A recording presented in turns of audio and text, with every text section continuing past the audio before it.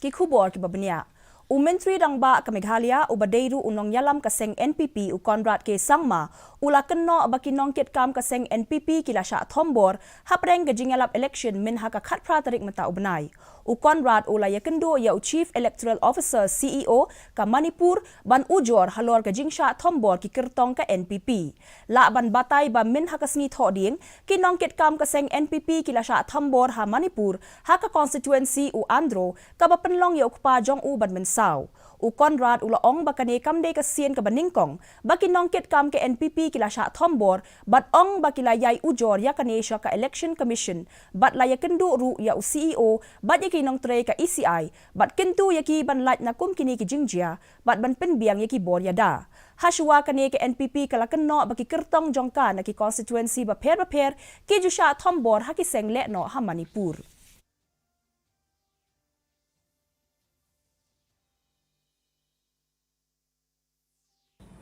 Yesterday in the evening, which is the 18th of February, there had been an attack in the constituency, in Andhra constituency, where our NPP candidate's father sustained injuries. There was bullet firing and an attack that was made on their house. And this is not the first time this is happening, but through this entire election process, many of the NPP candidates' houses, their workers' houses, their relatives have been attacked, and we have repeatedly conveyed and informed the Election Commission about it. This is being done by certain candidates of certain political parties, and we have given all the details to the Election Commission.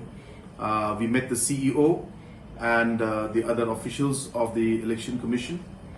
and we have asked them to ensure that no such incidents in the future should happen, as the objective is to ensure that there is free and fair election.